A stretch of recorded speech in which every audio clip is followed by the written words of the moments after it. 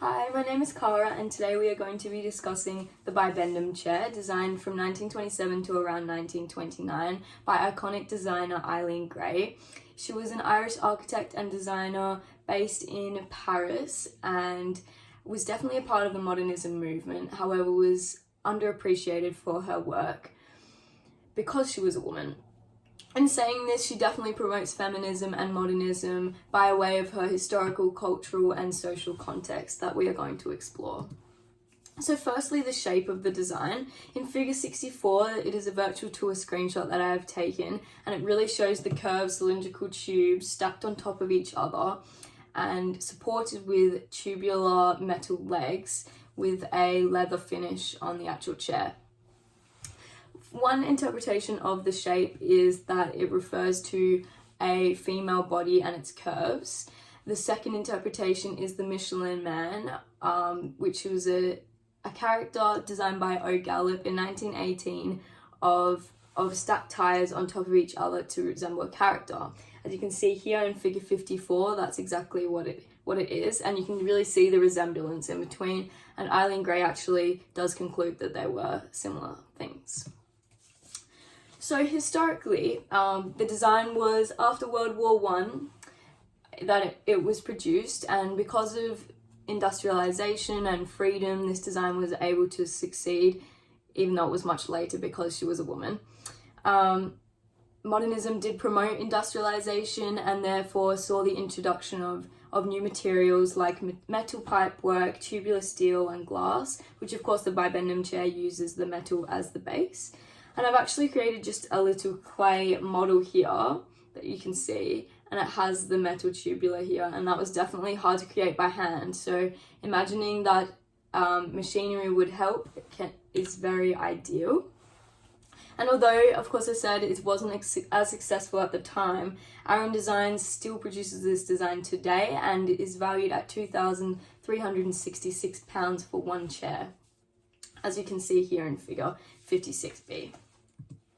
Now, culturally, there was a new way of thinking. There was freedom and women's rights developed, especially after World War One. Gray and her design was definitely a part of this shift and aided in the help of the influence of Le Corbusier. As you can see here, he's vandalizing her E1027 house in France. And although they didn't like each other, Gray definitely was influenced by him.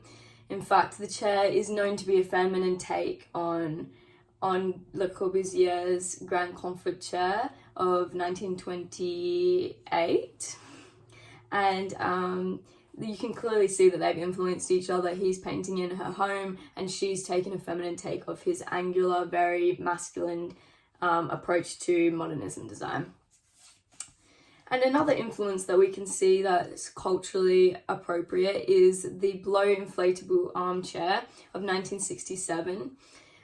This was a part of the pop art movement and was a pop art take on the Bibendum chair with its three tire-like rolls, and you can definitely see how it's affected design even decades later. Now, socially, society's philosophy was design catered for all and equality was really important. And as you can see if you look in the past, Victorian styles were very focused on ornamentation and heavy decoration. And the Bibendum chair definitely eradicates those ideas seen in the Victorian period by having that lack of ornamentation and promoting simplicity and fun and minimalism, and definitely reflects the Michelin Man, which applies to all social classes and includes everyone. It's very an inclusive design. You can tell Gray definitely does that on purpose. On top of that, it is also a symbol for femininity in a male-dominated world, and it's an incentive for women to challenge social norms, even though at the time it might not seem like not much is happening. In the future, it could have a great effect, just as Eileen Gray has. So in saying that, the Bibendum chair by Eileen Gray is a symbol for modernism from a feminist perspective. It has very relevant social, historical and cultural contexts that have definitely had an effect on women in design and women in general. it really makes us wonder the importance of women in design and how they aren't recognised enough. And without Grey, maybe we wouldn't be where we are today with design and furnishings. Thank you for listening.